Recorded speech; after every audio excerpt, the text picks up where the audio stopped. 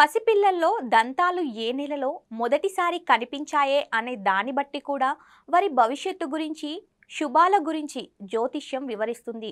జ్యోతిష్యం మానవ జీవితంలోని ప్రతి స్థాయిలోని విషయాలలో మంచి చెడులను గురించి చర్చిస్తుంది.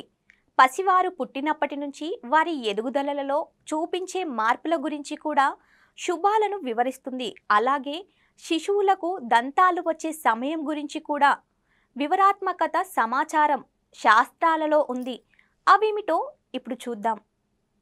పిల్లల ఎదుగుదలలో దంతాలు రావడం ఒక ప్రత్యేకమైంది, ముఖ్యమైంది కూడా. 5 నుంచి 8 నెలల వయసులో దంతాలు పిల్లల్లో బయటికి కనిపించడం మొదలవుతుంది. చాలా అరుదుగా 2-3 నెలల్లోనే పళ్ళు వస్తాయి. మరికొందరిలో 8 నెలల తర్వాత కొంచెం ఆలస్యంగా దంతాలు ఏర్పడతాయి. జ్యోతిష్య శాస్త్రంలో పిల్లలకు ఏ నెలలో దంతాలు వచ్చాయనే దాన్ని బట్టి శుభాలు ఉంటాయని పండితులు వివరిస్తున్నారు. ఏ నెలలో దంతాలు రావడం శుభప్రదం, ఏ నెలలో దంతాలు వస్తే అశుభం, పండితులు ఏమంటున్నారో చూద్దాం. పుట్టిన 4వ నెలలో పిల్లల్లో దంతాలు బయటపడితే అది మంచి సంకేతమట. 4వ నెలలో దంతాలు వస్తే ఆ పిల్లల కంటే ముందు పుట్టిన తోబుట్టువులకు మేలు జరుగుతుందట. అయితే 4వ నెలలో దంతాలు వచ్చిన పిల్లల తల్లికి సమస్యలు రావచ్చని కూడా కొందరు పండితులు అంటున్నారు.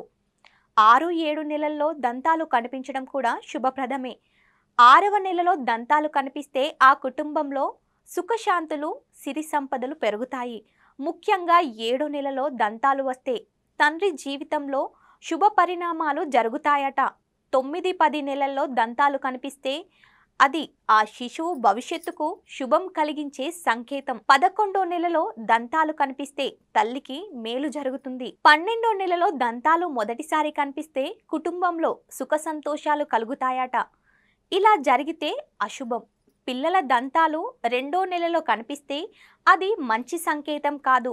ఆ పిల్లల జీవితంలో సవాళ్లు ఎదురు కావచ్చు, కుటుంబ పరిస్థితులు దిగజారవచ్చు.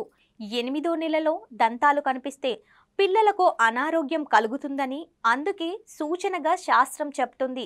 ఇలా జరిగితే పిల్లల ఆరోగ్యం గురించి ప్రత్యేక శ్రద్ధ తీసుకోవడం అవసరం.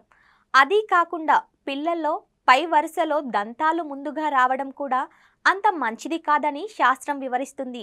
ఆ పిల్లల జీవితంపై చెడు ప్రభావం చూపుతుందట. అనారోగ్య సమస్యలు తరచుగా ఇబ్బంది పెట్టవచ్చని, అందుకే సంకేతంగా పండితులు హెచ్చరిస్తున్నారు. ఇలాంటి పిల్లల్లో చిన్న అనారోగ్యం వచ్చినా డాక్టర్ సలహా పాటించడం, ప్రత్యేక శ్రద్ధ తీసుకోవాలని సూచిస్తున్నారు కూడా.